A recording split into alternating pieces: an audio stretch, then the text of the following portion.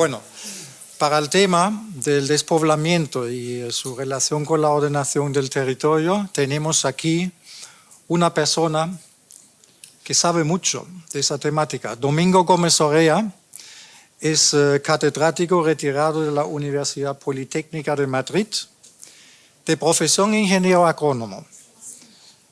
Ha nacido y vivido muchos años en el medio rural, entiende del despoblamiento desde su infancia.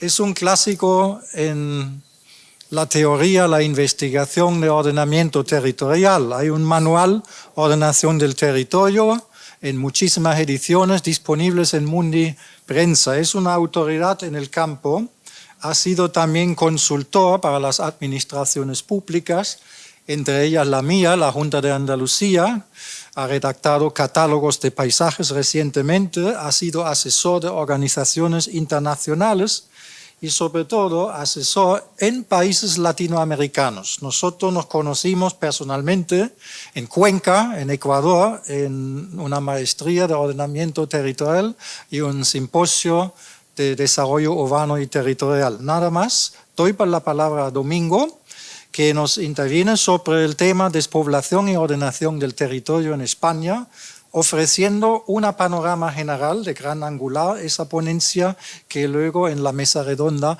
vamos a hacer zoom sobre aspectos específicos. Y él destaca en ese tema el papel que correspondería a la política de ordenación del territorio. Domingo, adelante. Buenos días. Muchísimas gracias, Andreas, por tus amables palabras. Que soy un clásico, seguro que no lo soy, pero años sí que tengo en las espaldas. Y una experiencia en el tema, pues también desde la academia, desde la vida profesional y desde otros muchos sitios, pues en tantos años de vida profesional, que voy para 50, o sea, que fíjense ustedes. Me estaba temiendo cuando oía a la directora general, pues bueno, ¿qué pinta mi conferencia al lado de la suya, ¿no? Pero luego creo que se pueden complementar bastante bien, me parece a mí. Bastante bien, ¿no? Que me permitirá hacer alguna observación, en absoluto ninguna crítica, en todo caso sería constructiva, pero alguna observación sobre lo que se ha mencionado y luego tendremos tiempo de mencionarlo en el coloquio. Gracias también por la confianza de poder participar. La verdad es que es un honor a estas alturas de mi vida pues estar aquí en esta universidad que yo he estado otras muchas veces, pero hace ya bastante tiempo. Así que sin más preámbulos, pues vamos allá a ver si el electrodoméstico se comporta bien. Bueno, la primera cuestión, supongo que se ve amplio y todo eso, ¿no? Está bien. La primera cuestión, que era, la directora general hablaba de cuál es el espacio al que nos referimos. Yo creo que aquí está más claro que el agua. Nos referimos, primero también ha mencionado algo sobre vacía, vaciada, despoblada, donante, abandonada, desaprovechada, olvidada, yo no lo sé. Son atributos, ¿qué más da? Lo que tenemos es eso, un espacio, en rojo está marcado lo que tiene menos de 8 habitantes por kilómetro cuadrado, en amarillo lo que tiene menos de 12,5 habitantes por kilómetro cuadrado. Fíjense de lo que estamos hablando de más de la mitad del país. Y este sería un espacio. El mapa que pongo es uno de los que hay, uno que a mí me convence bastante, es de Pilar Burillo, pero ahora a continuación pondré otro que procede justamente de la Dirección General de Despoblamiento, pero más o menos coinciden perfectamente. Estamos hablando de este espacio. Yo esta diapositiva la he titulado así, Panorama Territorial de Problema, el espacio problema. Este es el espacio problema. Y fíjense que son unos espacios que no se acomodan para nada con la situación administrativa, político-administrativa que tenemos. La directora ha mencionado 3 provincias, y muy bien mencionadas, Teruel, Cuenca y Soria, me parece que eran. Luego León y otras muchas, porque son muchas las que hay. Pero la verdad es que estos espacios no sé cómo se acomodan a la situación administrativa, no es nada fácil. Seguramente la unidad de análisis tiene que ser el municipio. Por ejemplo, esa zona, la número 8, que está, la número 1, es lo que llamamos Serranía Celtibérica. Fíjense que ahí no está incluida la provincia de Guadalajara y una de las zonas de donde yo soy, por cierto, el Alto Tajo, que es seguramente la zona cero de la despoblación. Es la zona que tiene menos de 1 habitante por kilómetro cuadrado. Es impresionante, está en la provincia de Guadalajara, pero no salen las estadísticas cuando hacemos una aproximación por provincias, porque Guadalajara tiene una parte que está pegando a Madrid, es un espacio que prácticamente tiene la densidad de Madrid y eso distorsiona todas las estadísticas. De manera que para mí esto es lo que querría señalar, este es el espacio problema, lo rojo y lo verde. Fíjense que estamos hablando, como ha dicho también, espacios muy diversos, muy heterogéneos, muy extensos, la mayor parte serranías, serranía del Pirineo, serranía cantábrica, serranía central, lo que llamamos la zona esta de León, la banda céltica, le llama alguien, serranía del Bético, del Peribético, Sierra Morena, casi todo serranía. Solo hay dos zonas importantes, que es en la zona del Ebro y en la zona del Duero, donde no son serranías. Esto quiere decir que estamos hablando de espacios que tienen un carácter fundamentalmente forestal, que tienen un carácter muy de naturaleza, donde la agricultura pesa poco, y ya diré algunos aspectos que tiene, y donde nos encontramos pues, con una dispersión enorme, que son espacios problema, pero son espacios oportunidad y espacios seguramente para vivir, si es que estas medidas que se van adoptando pues van teniendo reflejo en el territorio y se anima a que la gente vaya allí o por lo menos no se marche de ahí. Así que este es el espacio problema, sería la primera cuestión a señalar. Muchas veces nos preguntamos cuál es el espacio tal, yo diría que es este.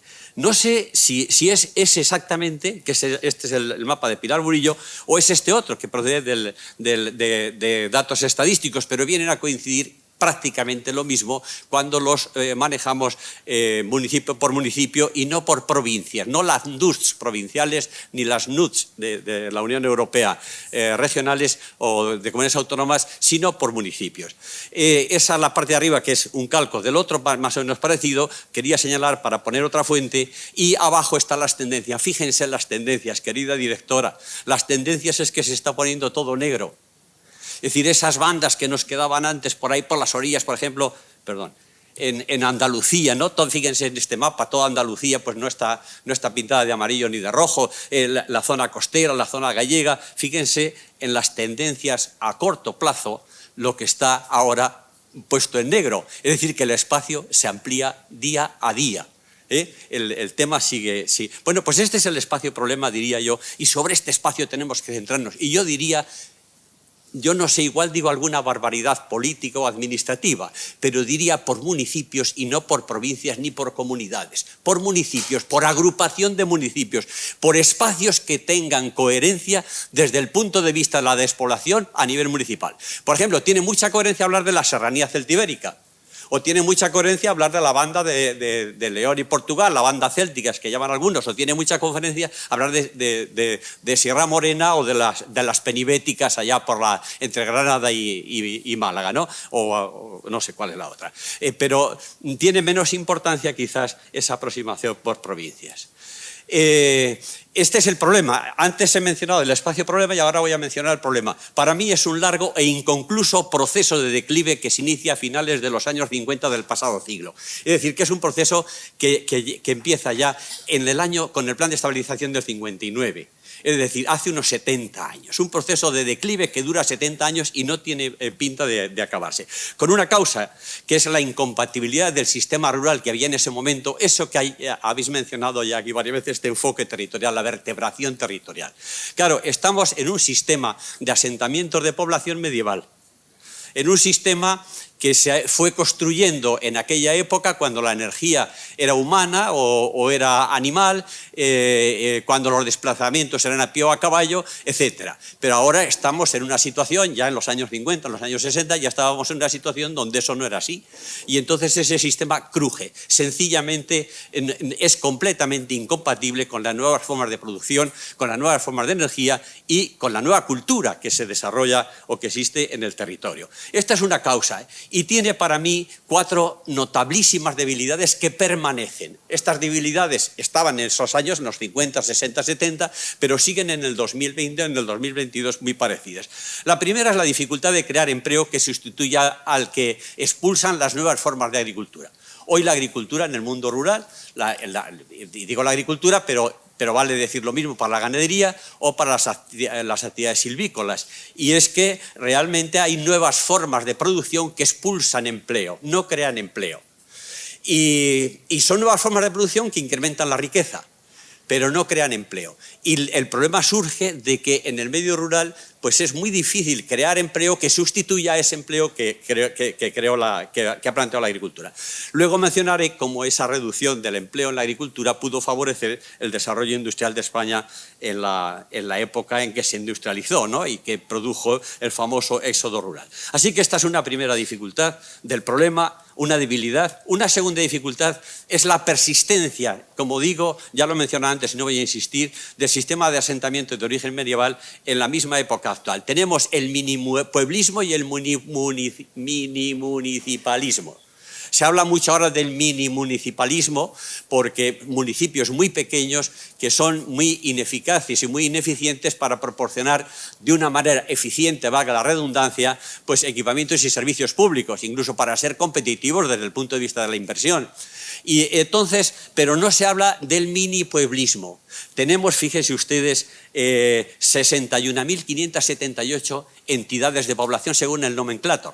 No sé si es este número o varía algo, pero de este orden, unas 61.500 entidades de población y unos 8.131 municipios. Esto realmente es una situación pues, que no puede persistir, es muy difícil. Habrá que ir a esa vertebración, quizás sobre cabeceras comarcales, con un enfoque de ordenación territorial, como luego diremos. Fíjense que hasta 1959 había pueblos, todos estos pueblos llenos de gente, había una actividad, una cultura en todos esos pueblos. Entre el 59 y el 73 hay esos mismos pueblos pero con menos gente. ¿Y qué ocurre en el 73 hasta la actualidad? Pues mucha menos gente. Pero hay una población de hecho muy pequeñita, pero hay una población de derecho que llamamos urbana vinculada. Población que a veces está empadronada en los pueblos pero no vive en los pueblos y a veces lo que tiene en el pueblo es una casa de los padres heredadas o lo que sea, pero normalmente es una segunda residencia. Y esa es, ¿no? Esas personas que ocupan esas zonas, esos pueblos, pero que no son realmente ciudadanos rurales, sino que son ciudadanos urbanos que tienen una segunda residencia en el mundo rural. La tercera debilidad es la población escasa, envejecida, desmotivada, con una enorme, ayer lo hablaba justamente en la Dirección General, una enorme desequilibrio entre mujeres y hombres. La poca gente que queda en los pueblos son hombres. Mujeres quedan muy poquitas, ese es un desequilibrio, la perspectiva de género es fundamental aquí, ¿no? Envejecida, desmotivada, sin capacidad de emprendimiento ni de liderazgo en los pueblos. A veces hablamos del enfoque local, del enfoque de abajo arriba, pero no tenemos ni líderes ni emprendedores en los pueblos ahora. Van a tener que haber gente de fuera, supongo yo. Esta es otra para mí debilidad. Lo que yo expongo simplemente lo expongo desde la independencia de criterio y desde mi papel también académico, ¿no? O sea que es una opinión. Chimo es una opinión, o sea, no sé, alguien puede opinar o algo distinto. Población escasa y envejecida y por último, algo que ya se ha mencionado aquí, una cultura de ordenación territorial. Todo este proceso de transformación, ahora veremos en España entre el 59 y el 73 y lo que ha venido después, la crisis del 73 es muy importante, pero luego han venido otros hitos también muy importantes. Todo eso se ha desarrollado sin una cultura de ordenación del territorio y por tanto sin unos instrumentos. Hemos tenido una ley del suelo y hemos tenido unas transferencias a las comunidades autónomas, pero la verdad es que la ordenación del territorio, digamos, de una forma significativa, con efectos significativos en el territorio, ha brillado por su ausencia. Si excluimos el urbanismo, si excluimos el campo del urbanismo orientado a conceder licencias de construcción.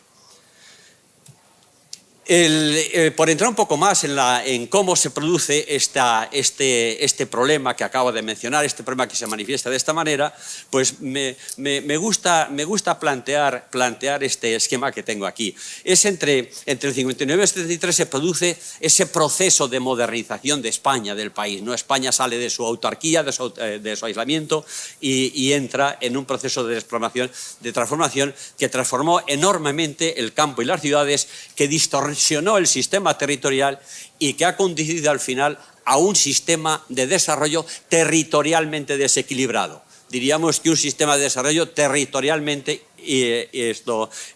indeseable. Y quiero detenerme en este círculo que dibuja ahí, es una especie de círculo sinérgico que planteo, que ocurrió en el medio rural y que me interesa mucho señalar porque explica muchas cosas. En primer lugar, en esa época, entre el 59 y el 73, se produce un fenómeno que llamamos la concentración parcelaria. En todo ese inmenso territorio que hemos visto antes, que viene a ser algo así como el 50% del territorio peninsular por lo menos, pues se produce la concentración parcelaria. La concentración parcelaria incrementa el tamaño de las parcelas, por lo tanto las hace más geométricas y mejor mecanizables, da títulos de propiedad, cuidado, da títulos de propiedad, y por lo tanto facilita pues estas sinergias que se producen. El hecho de tener títulos de propiedad y de aumentar el tamaño de la población desencadena el que se pueda mecanizar el campo. El campo se mecaniza. Con las parcelitas pequeñas no se podía mecanizar, con estas parcelas grandes ya sí se puede mecanizar. Y facilita también el que se concentren las explotaciones a tamaño más grande. La población emigra, y el que emigra, con su título de propiedad, arrienda sus tierras a alguien que se queda. Y entonces la estructura de las explotaciones incrementa su trabajo, su tamaño, incrementa su geometría y por lo tanto facilita la mecanización. Y al mismo tiempo, en esos años se produce lo que hemos llamado Revolución Verde. Revolución Verde, para entendernos o para simplificar, es semillas de calidad, es fertilización, es tratamiento fitosanitario, o sea, todo eso que hace que la agricultura produzca más. Este es un círculo sinérgico. No me gusta llamarlo virtuoso, porque es un círculo que tiene virtudes para el mundo rural. Se incrementa la producción, el trabajo se hace más cómodo, pero eso expulsa población, que es la que alimenta a la población en las ciudades. Y esto produce entonces el éxodo rural. O sea, es un círculo virtuoso, digamos, desde el punto de vista de la producción, no es un círculo virtuoso desde el punto de vista del territorio, porque expulsa población, ya que no se crea empleo en el medio rural y esa mano de obra se crea en el medio urbano. Así que tenemos este modelo territorial, ya se ha mencionado y yo no voy a insistir porque además es muy conocido, ¿no? La población se concentra en las ciudades, en esas zonas que una foto de noche pues las muestra, fundamentalmente en las costas, en Madrid, en el eje del Ebro, en algunos otros ejes que vienen más abajo, y se queda despoblado el resto del territorio. Es un modelo desequilibrado en el plano nacional. La población está en unos sitios y el espacio concentrada en unos sitios, y hay otros sitios que se quedan vacíos. Es un modelo verdaderamente sorprendente, es un modelo verdaderamente ineficaz, ineficiente. ¿Por qué tanto espacio en una época en que vivimos agobiados? Luego mencionaré algunas cuestiones sobre esto. Yo creo que estarán de acuerdo conmigo en que es un modelo desequilibrado, territorialmente desequilibrado, por lo tanto indeseable. Por más que pudiera ser eficiente económicamente. Fíjense que últimamente, o desde hace ya muchos años, tenemos una obsesión por el PIB. Todo vale para el PIB. A mí me admira en Madrid, que es donde yo vivo, pues hasta que las estaciones de metro ya se quedan sin gente. Antes daba gusto ir allí porque había 3 o 4 personas y podías hablar con ellas. Yo creo que dentro de pocos años no habrá ni uno. Qué obsesión con el PIB, qué obsesión con la rentabilidad y qué poca obsesión con la calidad de vida y con el territorio. Entonces, tendencialmente el modelo evoluciona de forma indeseable. Ya lo he mencionado antes. Quiero decir que se producen algunos ajustes. Por ejemplo, creo que se observa fácilmente, y las estadísticas así lo acreditan, que la población de los pueblos pequeñitos se va acumulando en las cabeceras comarcales o se va acumulando en algunos pueblos que tienen más visos de realidad en el futuro. Pero en el pueblo queda la casa, queda el tractor, quedan los aperos. De manera que el agricultor vive en la cabecera comarcal, pero tiene sus aperos y se desplaza cuando se tiene que desplazar, porque ahora la agricultura ya no es aquello de estar todos los días atendiendo al campo, sino que se va cuando se va. Se va en otoño para levantar la rastrojera, se va en verano para recolectar y se va un par de veces en primavera para dar tratamientos fitosanitarios o fertilizantes, pero ya no más. Por lo tanto, puede vivir perfectamente en la cabecera comarcal y ir unas cuantas veces al año a su pueblo.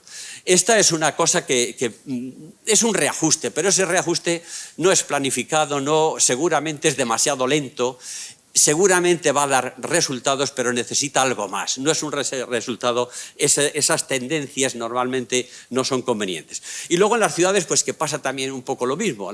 Como luego diré, en las ciudades, pues el COVID ha puesto de manifiesto la debilidad de las ciudades, ¿no? Por diversas cuestiones que luego mencionaré, pero que ha prestigiado también o ha facilitado el que ciertos movimientos de población de las ciudades al campo. Por lo menos eso se vio.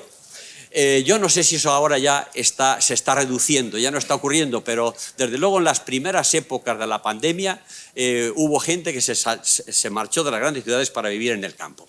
Entonces urge afrontar, como nos han explicado y como el Ministerio y el Gobierno está haciendo, de forma voluntarista la reversión del proceso de declive hacia otro proceso de progreso, pero que tiene que ser necesariamente lento. Yo creo que estamos hablando para revertir esto, y yo, que soy optimista, creo que se revertirá. Estamos hablando quizás de 60, 70, 80 años para ver frutos significativos. Podremos ver ejemplos, podremos ver ese programa que se ha mencionado antes, el programa rural, ¿no? de universidad rural o algo así de los veranos. Me parece maravilloso, pero a ver cuándo vemos unos efectos significativos en el conjunto del territorio. Cambiar entonces el proceso de declive por uno de progreso. Dirigido, cuidado con esto, al conjunto de las zonas despobladas. Esas que hemos visto antes y que en el primer mapa eran 10. Pueden ser 10 o pueden ser 12 o pueden ser 9, pero sí tienen una coherencia. La serranía celtibérica desde el punto de vista de la población es coherente, tiene sentido. La banda céltica sobre León, en la frontera con Portugal, tiene sentido. Tiene mucho más sentido que si estamos hablando de unas cuantas provincias por comunidades autónomas. Es decir, que para mí hay que enfocar el tema desde el punto de vista territorial por el conjunto de las zonas despobladas. Por grandes conjuntos primero de carácter regional y luego por unas zonas operativas, también se ha nombrado esta palabra, que tienen que ser a nivel de comarca o algo así para que sean operativas desde el punto de vista de la ordenación territorial. Y esto entonces hay que hacerlo para el conjunto, enfocándose a las zonas despobladas y evitando las aproximaciones por comunidades autónomas y por provincias. Es una opinión que puede estar equivocada, pero así lo veo yo. Y mediante un enfoque de ordenación territorial, pues, como ya se ha dicho aquí repetidamente, ¿no? Me gusta mucho el título, la cogobernanza, esta multinivel, pues esto siempre lo decimos sin haber oído hablar de gobernanza, el concepto lo tiene uno, porque es que lo pide el propio sentido común. Y asumiendo unas cuantas cosas. La primera, que volver a lo que fue es imposible. En España todavía hay un criterio sentimental, la gente quiere volver a su pueblo. ¿Quién no tiene la casa de su casa, la de sus padres? Yo tengo la mía, pero que era la de mis padres, en mi pueblo, y todo eso. ¿Quién no tiene la casa? ¿Y quién se siente incómodo si su pueblo desaparece y se dice que se vayan a vivir a la cabecera comarcal? Entonces pero eso es imposible, que eso siga siendo así. Volver a los pueblos tal como fueron, eso va a ser imposible sin lugar a dudas. Exige la colaboración público-privada, de nuevo aquí el título, la gobernanza multinivel colaborativa, requiere la acción conjunta entre campo y la ciudad, también se ha dicho. Esta cuestión de la despoblación no es una cuestión del campo, es una cuestión de la ciudad. La ciudad tiene que ser solidaria, tiene que sentir que las ciudades son entelequias sin el campo. Las ciudades no existirían si no fuera por el campo. Las ciudades surgen en el Neolítico cuando hay excedentes alimentarios. Sin agricultura no puede haber campo. Ahora se está cuestionando el tema de los regadíos por la cuestión del agua, pero no hay que olvidar que en los regadíos se está produciendo una cantidad de alimentos enorme. Y si no, que se lo digan a los valencianos y a los murcianos, ya que estamos aquí, ¿no? Y en otros sitios. Entonces, a ver qué pasa con todo eso. A pesar de la desruralización de la sociedad se acuerda poco del campo, las ciudades son entelequias sin el campo y añoran formas de vida más naturales. Me parece que esto hay que tener en cuenta. Si hay gente que estaría dispuesta a irse a vivir a un pueblo si se dan determinadas circunstancias. Vamos a facilitar esas circunstancias que son típicamente territoriales, pero típicamente, cuidado, económicas y probablemente más económicas que de equipamientos y servicios, que también, pero seguramente, en mi opinión, más económicas. Y luego la índole territorial de la cuestión y su heterogeneidad, es decir, que hay que hacer enfoques por zonas operativas. No podemos aplicar el mismo tipo de políticas para regiones tan extensas, sino que tienen que ser por zonas concretas. La comarca del Alto Tajo no es igual que la de León, no es igual que la que está frontera en las zonas extremeñas o la que están en Sierra Morena o en las penibéticas de Andalucía, ¿no? El planteamiento que yo haría sería tres medidas estratégicas que más o menos es lo que están haciendo la dirección y una de carácter político-administrativo, No me voy a detener en esta transparencia porque luego quiero poner otra que está más vista desde el punto de vista de lo que es técnicamente la ordenación del territorio. Una visión prospectiva, generar escenarios. ¿Qué nos encontramos? ¿Y qué nos podríamos encontrar? ¿Y a qué imagen objetivo querríamos llegar? Y unas medidas para avanzar hacia ellos. Esto lo voy a explicar un poco con este esquema.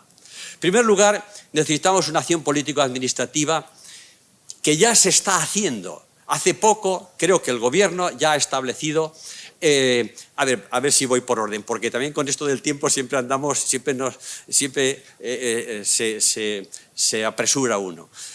Primero, definir esas interregiones. Yo creo que habría que definirlas, querida directora. No vean en esto en absoluto la más mínima crítica. Yo creo que habría que definir esas regiones. Este es nuestro espacio problema. Y este espacio lo tenemos aquí en la Serranía Celtibérica, lo tenemos allá, y con cada uno con sus diferentes peculiaridades. Segunda cuestión, yo había puesto aquí una acción política administrativa, orientar la deuda histórica que tenemos con el mundo rural. El mundo rural, las ciudades viven gracias al mundo rural. Tenemos una deuda histórica, porque no solo es producción de alimentos, es producción de otras muchas cosas, lo que produce el mundo rural. Entonces, definir esas interregiones no administrativas y centrarse en ellas. Segundo, creo que hay, y en esto no me quiero extender tampoco, pero una posibilidad por la Unión Europea que admite regiones que no sean las típicas, las NUC, regiones que no sean la que tiene la organización política de cada país, sino que pueden existir otras. Financiación y fiscalidad favorable. Claro, ahora hay ya una financiación favorable, pero para Cuenca, para Teruel y Soria. ¿Y qué pasa con la parte de Guadalajara? Digo por decir algo porque soy de allí, pero podría extender el ejemplo a 1000 sitios más, ¿no? ¿Qué pasa con esas que no están en una provincia con esas características? Entonces, financiación y fiscalidad favorable, esa discriminación positiva. El pago de los servicios ecosistémicos. Habrá que empezar a pagarle al agricultor aquello que debe. Fíjense que hay una publicación del MITECO, precisamente, de hace, creo que es del año 2021, no recuerdo ahora, en donde valora económicamente los servicios que para la sociedad produce la Red Natura 2000, con dinero. ¿Cuánto vale el CO2 que fija? ¿Cuánto vale el suelo que produce? ¿Cuánto vale el agua que regula? ¿Cuánto vale la propia biodiversidad que están depositadas en las aves esteparias? Todas esas cosas. ¿Cuánto vale eso? Y el libro dice una cantidad enorme. No recuerdo ahora la cifra, pero yo la he utilizado para trabajos profesionales y las tengo bastante recientes las cifras. Pero eso no es una cuestión de la Red Natura 2000. Esos servicios no los produce la Red Natura 2000. ¿Sabes quiénes producen esos servicios? Los agricultores que cuidan las tierras. La biodiversidad de las avutardas no la produce la Red Natura 2000. No vean ninguna crítica. Chimo, que me miras con cara. No, pero no.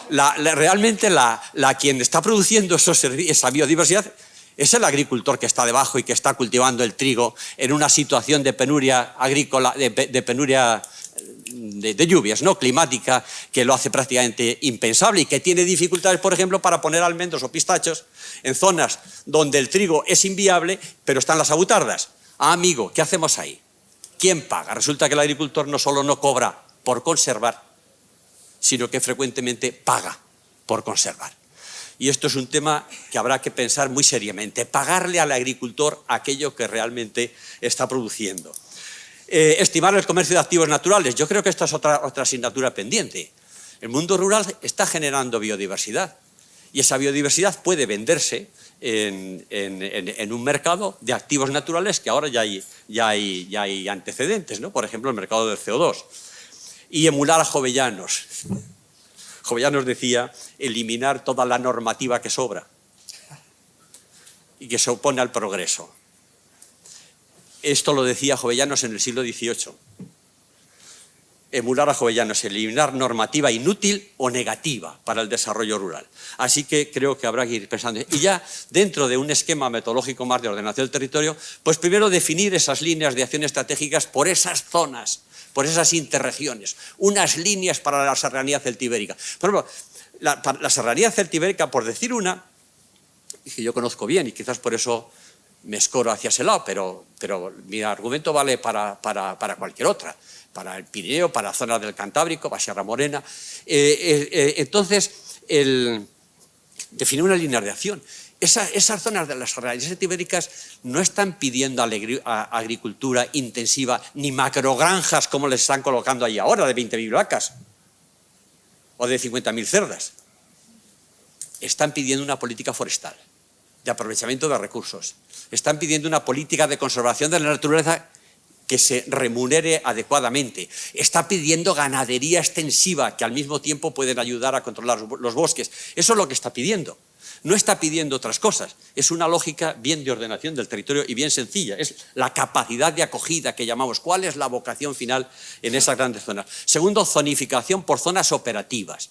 Pueden ser comarcas o pueden ser otras nuevas. Para centrarse, el nivel comarcal, creo que los que están aquí en el campo técnicamente conocedores de la ordenación del territorio, creo que estarán de acuerdo conmigo en que el plan más operativo es el comarcal. Creo que estamos bastante de acuerdo, ¿no? En el ámbito comarcal. Ese es muy operativo, ese sistema. Definir unas zonas operativas que podrían ser comarcas u otras que hagamos específicamente para el tema de la despoblación. Tercero, vertebrar el territorio. Un diagnóstico por zonas, pero escenarios, vertebración territorial.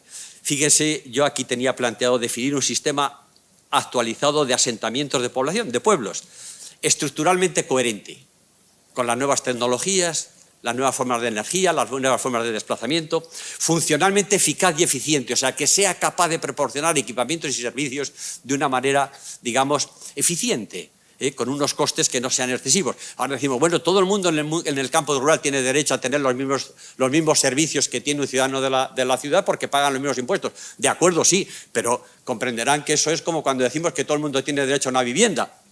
Pues a ver quién le da esa vivienda, Es decir, que esto habrá que ver para que sea perceptualmente atractivo, que sea atractivo vivir en un pueblo, y será atractivo si tenemos lo que luego me referiré al teletodo, ¿no? a la conexión por Internet, y temporalmente sostenible. Entonces, vertebrar todo eso es muy delicado porque hay un tema sentimental en el conjunto de los españoles, creo yo.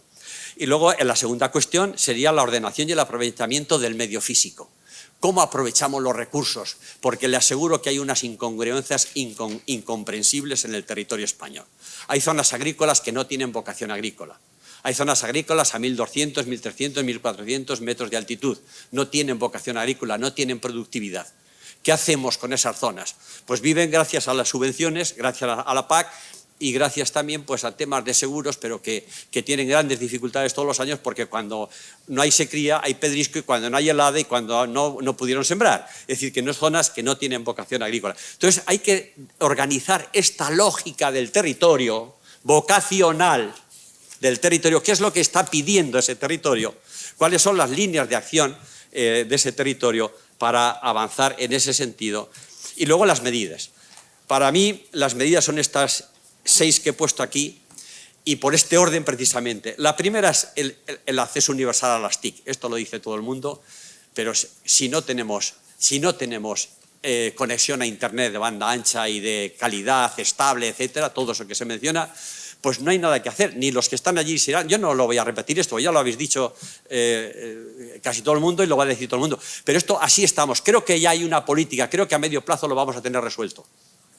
Nosotros, yo dirijo un comité de asuntos rurales en el Instituto de la Ingeniería de España y hemos hecho una jornada hace poco, la España desconectada, y hay medidas ahora a través del 5G, del satélite Hispasat y de algunas otras cuestiones que probablemente se va a resolver. Y parece que hay una voluntad por parte del gobierno también a que esto se resuelva, a que haya Internet en todos los sitios. Es la única manera que la gente que hay ahí se quede y que pueda ir otra gente, por ejemplo, profesionales. Luego voy a decir algo sobre esto si me da tiempo. La segunda, crear riqueza y empleo, apoyo al emprendimiento, no voy a insistir. La tercera, prestigiar el mundo rural, lugar donde vivir. Y para eso, fíjense, que a veces se ignora esto. ¿Saben cuál es uno de los problemas graves, y lo conozco de primera mano, para que mucha gente no se pueda quedar en los pueblos? Que no hay vivienda. Se dice, pero si aquí hay 200 casas y hay 10 habitantes, ¿cómo que no hay viviendas? No hay viviendas porque esas casas tienen dueño que no vive en el pueblo. y no quiere ni venderla ni alquilarla, quiere tener su casa allí como segunda residencia. Fíjense qué barbaridad, ¿no? Esto es una de las disposiciones quizás de la ley del suelo que habría que resolver emulando a Jovellanos, quitando lo que sobra de la ley, que seguramente sobra en este caso. Vivienda en el medio rural. Esto es lo que hace falta, vivienda en el medio rural, más que otras cosas. Por supuesto, la gobernanza, no voy a insistir, el liderazgo, infraestructuras y servicios y equipamientos, tampoco voy a insistir porque esto es evidente, pero para que haya esas infraestructuras y equipamientos de forma eficaz y eficiente, tiene que haber un sistema de asentamientos actualizado. No se puede dar, creo yo, por más que me duela, cuidado, que esto lo digo con la cabeza y no con el corazón. Como decía aquel, ¿no? Que el corazón tiene razones que la razón no entiende. Entonces sí que tenemos esta idea que seguramente habrá que concentrarse en aquellos pueblos que tienen vialidad, no en esas 60 y tantas mil entidades que tenemos, sino a lo mejor en muchas menos. Y por último, bueno, la conexión física del territorio, pero seguramente la conexión física del territorio cada vez tiene una importancia relativa menor porque va compensada claramente con el tema de Internet. El tema de Internet y el tema de la COVID, digamos, creo que están reduciendo la demanda de movilidad en el nivel urbano, por supuesto, pero en el nivel nacional, o sea, también del todo el territorio también. Bueno, este sería el enfoque de ordenación del territorio desde mi modesto punto de vista. Insisto que es una opinión técnica y posiblemente equivocada. Teníamos entonces unos cuantos escenarios, no sé cómo voy de tiempo. La primera vertebración de 3 minutos, bueno, no, déjame un poco más. Vertebración. La vertebración del sistema de pueblos. No voy a insistir porque si ya entré en detalles, pero yo creo que la idea ya la he transmitido. Enfatizar el sistema de pueblos, seguramente empezar por las cabeceras comarcales y algunos otros, pero no todos. Todo el mundo quiere que le pongan, fíjese, hace unos años se pusieron, me hace mucha gracia, estas son cosas que yo he vivido, ¿no? Pues aparatos para hacer gimnasia, campos de fútbol para los niños, no sé qué, en un pueblo donde no hay ningún niño y nadie quiere hacer ninguna gimnasia. Pues no hagamos ese tipo de cosas, ¿no? Entonces, concentremos en unos pueblos, aunque no sea atractivo. Es un escenario este sistema polinucleado en red, los que saben de ordenación del territorio saben a lo que me refiero, y es el más deseable, pero el menos aceptado. La ciudadanía no quiere que su pueblo deje de ser pueblo y deje de tener un ayuntamiento que, por cierto, ningún concejal del ayuntamiento vive en el pueblo, pero está empadronado en el pueblo. Es decir, esa población que llamamos urbana vinculada. Bueno, no voy a entrar más por no entrar en detalles. La segunda cuestión es el vertebrar el tema del medio físico, cómo aprovechamos el territorio. Hay un escenario tendencial que se basa en el no hacer, proteger el territorio, proteger la naturaleza, proteger la biodiversidad. Actualmente está muy marcada por la idea de no hacer. No hacer, cuando la conservación es activa. Lo que hay que hacer es hacer, pero hacer bien. Aquello que no se hace no genera empleo y aquello que no genera empleo no se gestiona, seguramente. Yo tenía aquí una serie de cuestiones, cantidad y calidad de los recursos. Esos espacios rurales están llenos de recursos intangibles y muchos de ellos no tienen precio de mercado. Otros sí lo tienen. La madera, la seta, la leña, la biomasa. Claro que tiene precio de mercado, pero no es competitivo muchas veces. Y donde no sea competitivo tendría que ir la administración. Bueno, entonces esta vertebración del uso del territorio, del uso económico del territorio, me refiero, del medio físico, que sería la segunda vertebración. La primera sería el sistema de asentamientos. La tercera, lo de la actiz, que voy a ir rápido porque esto ya se ha dicho suficientemente. Estas fotografías que he tomado aquí están tomadas de esa jornada que hicimos y parece que hay grandes esperanzas de que las TIC lleguen a todas las zonas en un plazo de tiempo razonablemente breve. Prestigiar el mundo rural, ¿no? Hay una frase que yo la llevo diciendo mucho tiempo y si alguien me ha oído hablar en alguna otra ocasión, igual la ha oído. El campo es ese horrible lugar por donde los pollos deambulan crudos. Esa es la idea que se tiene muchas veces. Esto es de García Márquez. Es un artículo titulado, es un artículo del País que yo lo tomé de García Márquez, que por cierto luego me dijeron que no era la frase suya, que la había tomado de otro, pero es igual. El campo es ese horrible lugar por donde los pollos deambulan crudos. Entonces, bueno, pues prestigiar el campo, dar facilidades para que la gente pueda ir a vivir allí. Y luego tengo 3 palancas, déjame decirlas. 3 palancas. Aquí también alguien ha mencionado, es que siempre estoy preocupado porque andamos siempre mal de tiempo, ¿no? 3 palancas. La primera, la del COVID. Es curioso, ¿no? El COVID ha sido una cosa mala y todo lo que quieran, pero ha puesto de manifiesto algunas cosas. Por ejemplo, ha puesto de manifiesto las carencias y debilidades de la congestión urbana ante el contagio y su tratamiento. Se protege uno peor del COVID en una ciudad que en el campo, ¿o no? La segunda es el prestigio de la vida fuera de las ciudades. El COVID ha puesto de manifiesto que es preferible y ha generado una demanda sobre el tipo de vivienda y el entorno de vivir. Generado una demanda. Yo conozco personas, actualmente ya digo que vivo en Madrid, que tienen un negocio de emprendimiento muy interesante que consiste en arrendar viviendas del campo para los urbanos, porque es difícil.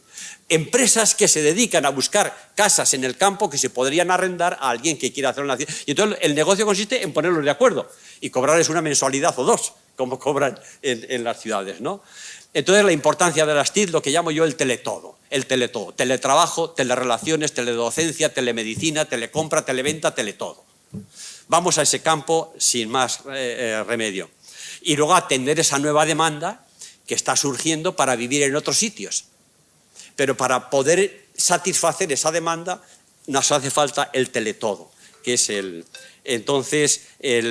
teletodo nos da unas oportunidades impresionantes que ojalá hubiera una política decidida de ordenación del territorio a nivel español, a nivel estatal, que serían las ciudades medias.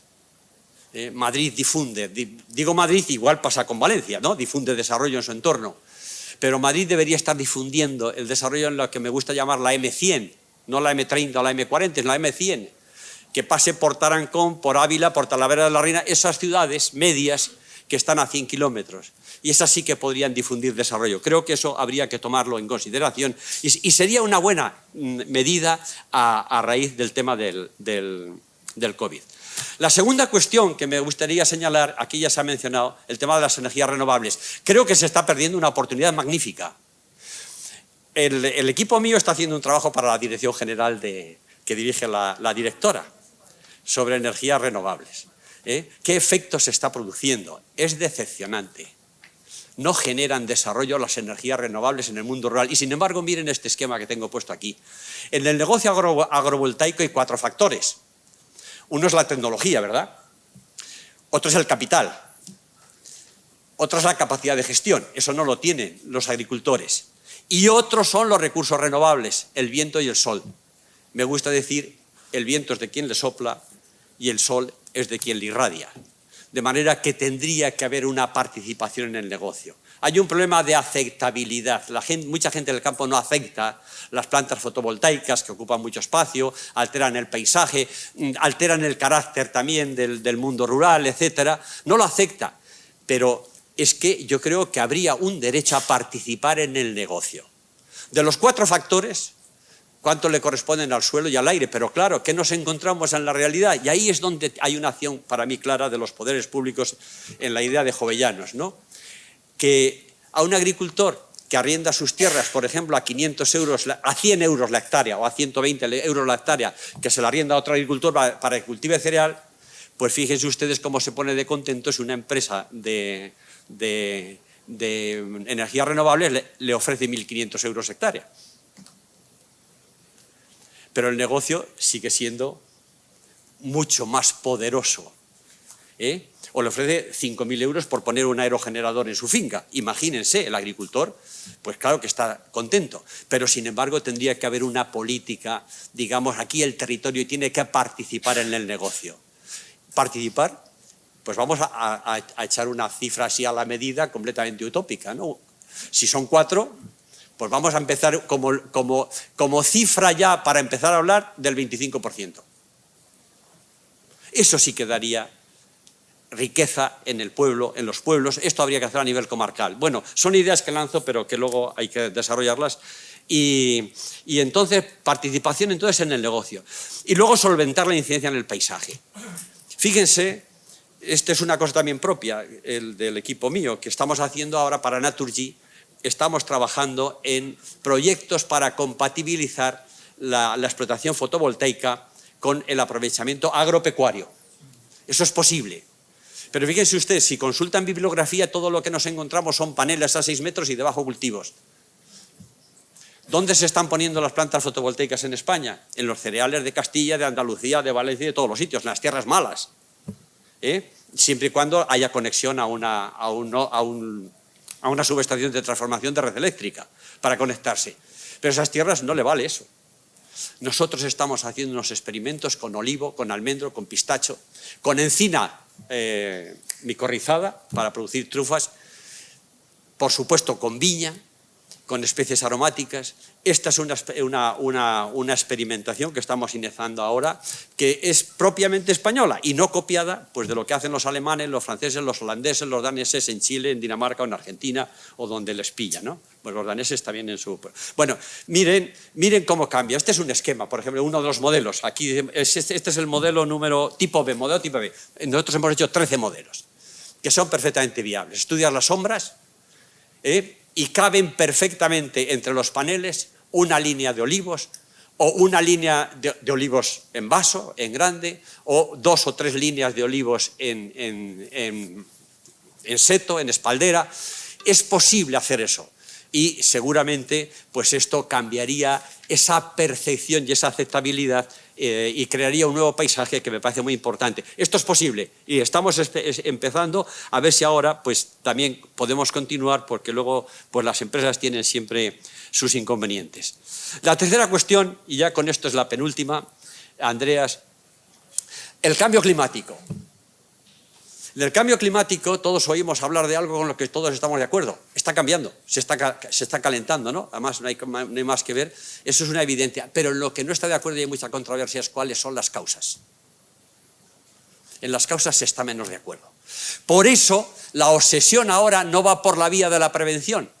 Claro que sí, contaminemos menos, personalmente yo lo procuro hacer y extenderlo, claro que sí, emitamos menos gases de efecto invernadero, todo eso de la transición, perfecto, claro que sí, está muy bien, pero realmente Europa es muy pequeñita en el mundo, está Asia, está América del norte y del sur, está África, y seguramente reducir los niveles de emisión de contaminantes con los objetivos que se está planteando las distintas reuniones que hay de cambio climático, ¿no? Pues la última de Glasgow y ahora la que va a haber ahora en Sharm el Sheikh, en Egipto, la próxima semana, ¿no? Pero esta ya ha cambiado el enfoque. La última COP27 se llama, la última reunión, la reunión que va a haber en Egipto la próxima semana, entre el 8 y el 18 me parece que es, el primer tema, el primer aspecto a tratar se llama la adaptación al cambio climático. Hay que priorizar egoístamente la adaptación, porque la prevención probablemente llegamos tarde y probablemente no llegaremos, porque hay que llegar a nivel global. No vale con que lleguen Europa, los franceses y los daneses y los alemanes y los españoles y los italianos, no vale con eso. Los otros no van a llegar. ¿O sí? Yo creo que no.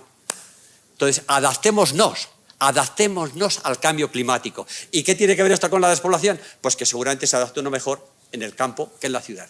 El campo es muy resiliente. El agricultor no se muere de hambre. El agricultor siempre tiene medios para subsistir. El ciudadano sí. Se puede morir de hambre. Así que esta es otra cuestión que habría que plantear muy seriamente. Y la última es el tema de los incendios forestales. ¿Por qué tenemos tanto incendio? Que se dice, es que ha venido el año muy seco, aquí ha llovido mucho. No. Los incendios forestales se queman porque no se gestiona la biomasa. Porque no se saca la biomasa al monte. Esto es lo que yo querría decir. Hacer el bosque económicamente rentable, ecológicamente coherente y socialmente atractivo. Decían unos bomberos, esto delante de mí, un bosque rentable no se quema.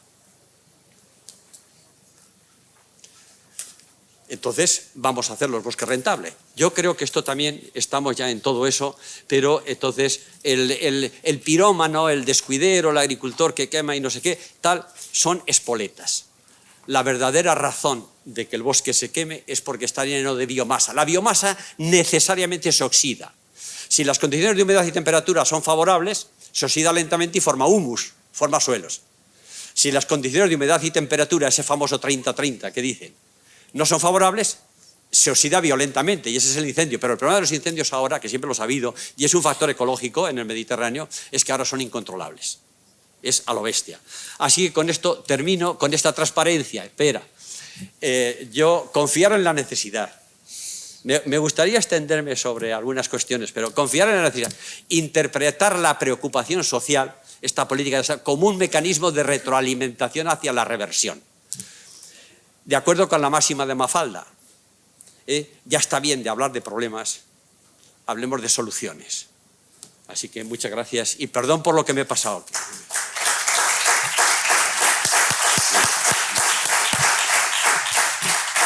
Domingo, muchísimas gracias. Has cumplido más de 100% el perfil esperado. Con las luces largas, con un gran angular, mostrarnos toda la complejidad de esas temáticas, despoblamiento, cambio climático y transición energética. Pero has añadido a estas 3 capas temáticas otros aspectos, pensar en el liderazgo, una dimensión sociológica, la falta de líderes y emprendedores en los pueblos. Aquí muchas veces en el medio rural son las mujeres, que son más emprendedores que los hombres, eso hay que decir. El enfoque por zonas concretas territoriales, hay que conocer los espacios problema. En eso coincides con Juana López, ¿no? Que expuso exactamente la necesidad de identificar áreas urbanas funcionales, esas zonas periurbanas o diferentes categorías de tipos de zonas rurales o de montaña, ¿no? ¿Quién conserva cobra? La PAC, programas agroambientales, pagar a la agricultura por conservar paisaje y prestación de otros servicios medioambientales, incluido el cambio climático. Un campo de girasol también es un sumidero de dióxido de carbono, ¿no? O sea, esto en relación que has dicho sobre Red Natura 2000. No hay que infravalorar, ¿no?, al agricultor. Me ha gustado mucho y sobre todo veo muy interesante que lo has centrado en el núcleo esencial de ordenación del territorio.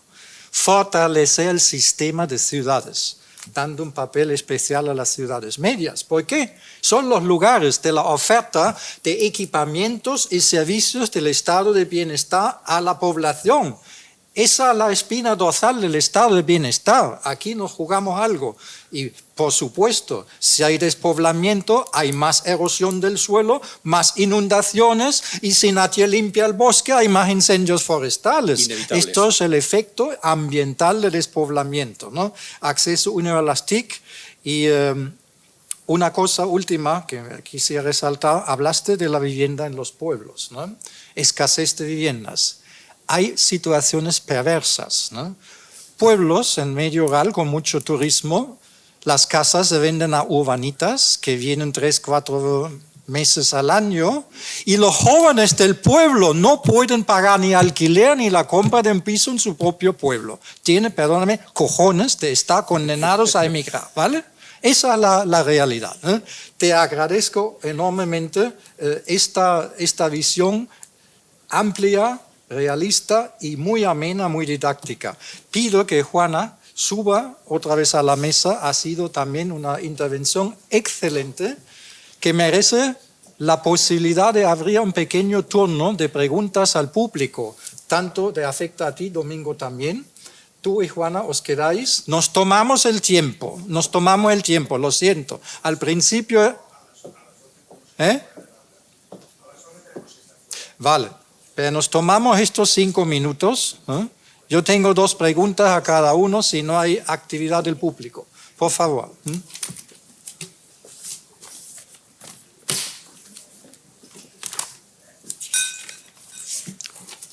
Bueno, si alguien quiere dirigir una pregunta a Juana y Domingo. Leandro. ¿Quién pasa el micrófono? ¿Dónde está Enrique? No tenemos azafata aquí. Tiene Chimo, creo. Bueno.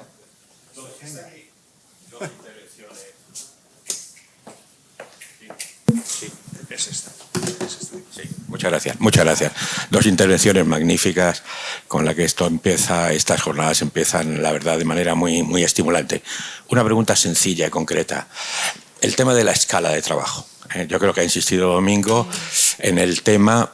¿Cómo lo ves, Juana? Hombre, claro, eso tiene unas explicaciones administrativas, políticas, provincia, comunidad autónoma, zonas problema, espacios problema, comarcas, municipios.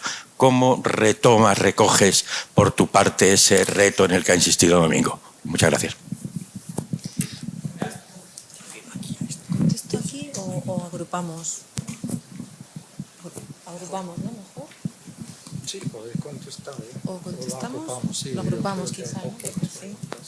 Sí, es más operativo. Esta para mí, sí. Ya está. Pensaba que...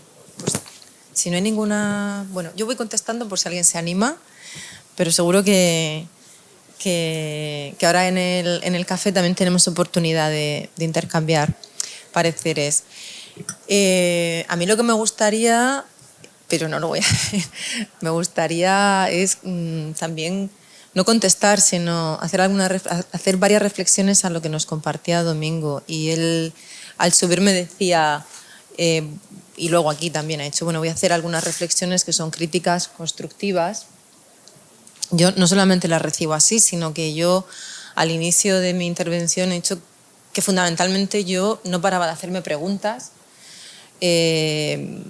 sobre las que no tenemos todas las respuestas, pero sobre las que hay mucha reflexión, y está claro, ¿no?, que sois muchas las personas, expertos, que habéis estado trabajando en cómo podemos ordenar mejor el territorio y cuáles son los desafíos, y a mí me ha encantado tu exposición, tu intervención, y como yo tengo un alma siempre, bueno, últimamente era de profesora, pero también siempre he sido alumna, entonces yo donde estoy a gusto es aquí aprendiendo también. Por tanto, hay cosas con las que no estoy de acuerdo, no hay cosas sobre las que me abres los ojos y tendremos que valorar. Pero sí que es cierto, y voy al tema, pero sí que es cierto que, viendo además la diapositiva con Mafalda, yo estoy en parte de los solucionólogos. Entonces, todo lo que estás diciendo, todas las cosas que llevo leyendo durante todo este tiempo y todo el trabajo, yo sé que tengo que tener un cauce donde sucedan cosas. Y a veces hay algunas cosas que necesitan un poquito más de tiempo, aunque no lo tengamos. Y el tema de la escala territorial, yo difiero en una parte con Domingo, y es la parte de que, aunque a través de la información que tenemos sea la municipal, la política pública no solamente puede y debe actuar en lo municipal micro, sino que lo que, digamos, la realidad nos impone es a ese ejercicio de funcionalidad del territorio, que además luego en el resto de la intervención Domingo decía, bueno, evidentemente podrán ser las 10 SESPAs o podrán ser las comarcas. Hablábamos ahora, ¿no?, Chimo y yo escuchándote, que claro, lo ideal es que tuviéramos un país comarcalizado y que lo que me decía Chimo, que las NUT 3 que tenemos reconocidas a nivel europeo en España, pues tuviéramos el nivel de NUT 4 de forma diferente. Yo ahora que nos estamos metiendo por primera vez en programación FEDER, yo estoy viendo a ver cómo hacemos lo de agrupación de municipios. Es intentar todo ese pensamiento y ese ejercicio de muchísimo tiempo que habéis estado haciendo muchos y muchas, ahora que tenga coherencia en la definición de política pública. Y en esa coherencia, y yo vuelvo a la pregunta del territorio reto, es claro que va a haber que zonificar, claro que va a haber cuáles son esos desequilibrios, y también, como ahora decíais al final de la intervención, qué importancia tiene el papel de las ciudades intermedias. Cuando yo digo que las ciudades intermedias también es algo sobre lo que nosotros tenemos que actuar, no es porque me quiera ir a lo fácil, sino porque, como decía Andreas, también son los polos que generan esa prestación de servicios, que no debemos llegar al mismo modelo de agujero negro de concentración de Madrid, pero que sabemos que pueden generar, como digo, ese ejercicio de vinculación del territorio. Casi más importante no, también igual de importante que ver cómo nos salen esos mapas, que son mapas que hemos manejado Domingo, pero son mapas que hemos manejado y a los que nosotros ahora le queremos meter más variables de información que no teníamos. Ese indicador, que hay que revisarlo bien, en el que estamos trabajando nosotros, quiere hablar de dimensiones medioambientales, de dimensiones de servicios públicos, de dimensión de género, de dimensión socioeconómica. ¿Por qué? Porque de esa información no disponemos. Y si yo no dispongo de esa información, yo no sé tampoco exactamente lo que está pasando en el territorio, independientemente de que ya veo que se ha ido despoblando, que está despoblado o que tiene desequilibrio territorial y que además ha habido, digamos, un proceso en las últimas décadas que eso nos lo muestran. Pero además de eso, ¿qué más está sucediendo ahí para, insisto, poderlo observar con esa, ¿no?, con esa lógica de política pública? Dicho todo esto, yo creo que espacios de reflexión como este ponen sobre la mesa algo. Yo me siento en la obligación de mencionarla porque parte de la intervención de Domingo viene sobre ello, y es esa identificación de los territorios problema y de los territorios oportunidad. Yo, digamos, he crecido académicamente con Mercedes Molina, que es catedrática de Geografía Humana emérita en este momento, entonces yo bebo de esa fuente, entiendo cuando ella, ¿no?, me ha metido ahí, me ha inoculado lo de la crisis del territorio, y sí que creo que hay identificación de esos problemas, pero también esa identificación de oportunidades. Por tanto, lo único que puedo decir es que en ese ejercicio de reflexión, que me parece un privilegio, ¿no?, ese resumen y esa actualización que nos ha hecho Domingo, pues yo, como siempre digo, llevármela al ejercicio de cómo podemos mejorar en el medio plazo esa definición de zonas y esa actuación. Y en ese sentido, ayudémonos a cambiar esa narrativa también. Y esa narrativa tiene que ver, no sé si lo he dicho antes, pero si no lo repito, perdonadme, ya con esto me callo. Es muy importante que las ciudades grandes tengan un compromiso con lo que está pasando en el ámbito rural intermedio. Es muy importante que eso no solamente sea un grito desde el ámbito rural o de los territorios con esos desequilibrios, sino que también las ciudades grandes se hagan cargo de su responsabilidad con respecto al territorio. Y por tanto, yo siempre procuro pedirles a las grandes ciudades que hagan ese ejercicio, que piensen que su supervivencia y que muchas de las cosas que suceden es porque hay que cuidar el territorio. Por tanto, esto no es solamente de los pequeños, sino que es de todos. Y por eso, insisto, esa vertebración, y me apunta un montón de cosas que voy a utilizar ahora, te voy a nombrar el círculo sinérgico más que el virtuoso. Muchas cosas. Y lo de los liderazgos locales, no puedo estar más de acuerdo contigo, en lo público y lo privado. Y lo de la vivienda. O sea, podríamos volver a abrir aquí un melón, pero yo creo que nos matarían todo el auditorio. Entonces yo me callo y si queréis seguimos hablando en el café, salvo que alguien tenga alguna pregunta más. No hay ninguna pregunta más. Pues ahora vamos a iniciar. Ah, sí, perdón. Por supuesto, ¿no? Bueno, son dos preguntas en realidad. Una, en todas estas cuestiones de ordenación del territorio, independientemente de la escala a la que se aborden, ¿se está pensando de alguna manera en las migraciones climáticas? Se ha comentado que en el rural, bueno, pues va a hacer falta pues otras manos, ¿no? O sea, por una parte, bueno, Domingo comentaba que la tecnificación, digamos, de la agricultura y la ganadería pues expulsa empleos que, bueno, pues que van a las ciudades. Por otra parte, son las ciudades, digamos, un poco las que abusan también de generar empleo, industrialización y otras, bueno,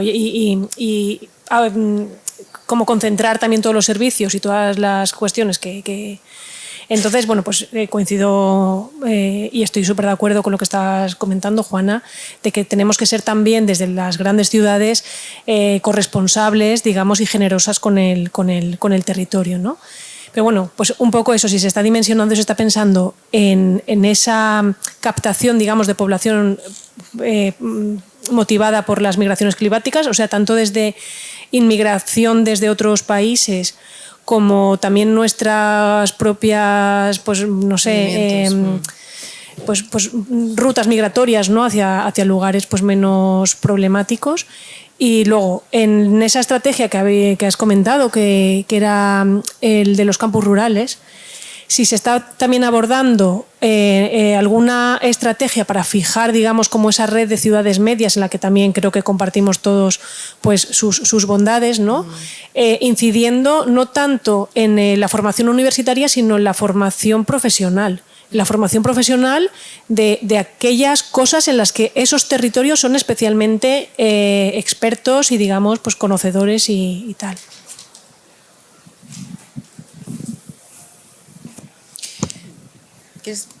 Pero no quieren irse a tomar café, ¿te has dado cuenta, no? Porque vamos, magníficas las preguntas, pero ¿quieres tú comentar algo? Vale. Sí, luego yo si no te importa, pero... Vale. A ver, Rosa, lo que planteas de la cuestión de migraciones, o sea, movimientos migratorios también relacionados con el tema del clima, creo que se le puede unir también a una lógica de política de inmigración, ya no solamente a nivel nacional, sino también a nivel europeo y también con lo que estamos viviendo con las diversas crisis de refugiados, ¿no? Última Ucrania o Afganistán y muchas otras y muchos refugiados. Es que aquí tendría, en fin, mucho que decir, pero más también desde el pensamiento, la reflexión y desde casi pensar en alto, no tanto como acción concreta. Sí que os puedo decir que cuando pasó la crisis de Ucrania, hubo una idea que estuvimos hablando con el Ministerio de Seguridad Social, Migraciones, un poco ligada a los pueblos de acogida, ¿vale? Y siendo yo creo que una idea con un cierto nivel de bonomía, yo creo que hay que tener mucho cuidado, porque yo creo que hay una oportunidad, desde luego, para que España sea cada vez un país mejor de acogida de migrantes, pero yo creo que tienen que tener las mismas condiciones de elección de dónde quieren o no quieren vivir. Por tanto, eso pasa por generar oportunidades, no por, permitidme la expresión, de decir, oye, pensamos que a través de la migración ahora vamos a llenar España. Yo creo que ese es un debate muy complicado, yo creo que también hay que ser muy respetuoso y por tanto la lógica tiene que ser, bajo mi punto de vista, es generar las mejores oportunidades en el territorio para que eso produzca que la llegada también de nuevos pobladores nacionales, inmigrantes, ciudadanos del país, puedan tener también la opción de elegir irse a vivir a territorios, sino a ciudades. Lo digo porque eso fue una cuestión que la tenemos ahí en la mente, pero yo creo que hay que ser, o sea, es un tema delicado que hay que hacer muy bien. Y yo, que además de los temas locales durante mi vida me dedicaba a los temas internacionales y europeos fundamentalmente, pues este debate se lleva produciendo en el ámbito de la Unión Europea incluso antes de todos estos choques nuevos de civilizaciones que estamos teniendo. Generemos oportunidades en el territorio y que esas oportunidades en el territorio sean para mujeres, para hombres, para personas de nacionalidad española o para que las que vengan a buscar un proyecto de vida mejor, porque yo creo que sabemos que con la gran mayoría de personas que migran de su país es porque están huyendo de situaciones muy difíciles, ¿no? Como insisto, son los refugiados o a futuros o refugiados climáticos. Y luego, súper interesante la pregunta que me haces, que además nos la hicieron también en el ámbito parlamentario, que es si podíamos pensar en un proyecto similar a Campo Rural con la formación profesional, y estamos en ello, ¿no? Estamos viendo cómo lo podemos articular. Lo que pasa es que es verdad que el campo rural era algo como que podíamos empezar, digo, fácil por decir algo. Teníamos el interlocutor que era la CRUE, teníamos la articulación de las universidades que nos permitía lanzar, y con formación profesional es más compleja la articulación. Podremos beber de la experiencia de campus, digamos, rural universitario, pero tendrá que tener sus especificidades y yo creo que la idea sin duda es ir a intentar integrar el programa. Incluso, y aquí adelanto que también estamos pensando en que Campo Rural tenga un spin-off con Portugal y tengamos un campo rural transfronterizo, ¿no? Que también pueda ser un ejemplo de cambio de lógica y que pueda ser también un proyecto piloto que podamos llevarlo a otros países de la Unión Europea. Yo muy breve, porque efectivamente has hecho una pregunta muy concreta. Migraciones climáticas. Si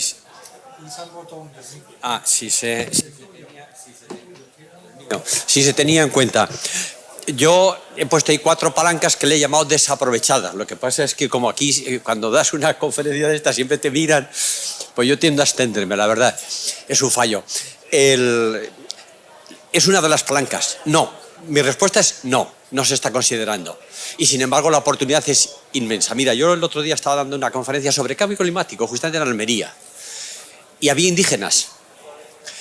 Y parece ser que el tema del cambio climático tiene que focalizarse profundamente en la adaptación. ¿Por qué? No sé si soy un poco exagerado o incluso brutal, a lo mejor mis palabras suenan. Porque no nos creemos la prevención. Europa está muy centrada en sí misma. Y claro que sí, qué maravilla, ¿no? La transición energética española y de toda Europa que se está produciendo. Pero no es suficiente. El mundo es más grande. Los indios ya están llegando, me parece, a los 2.000 millones.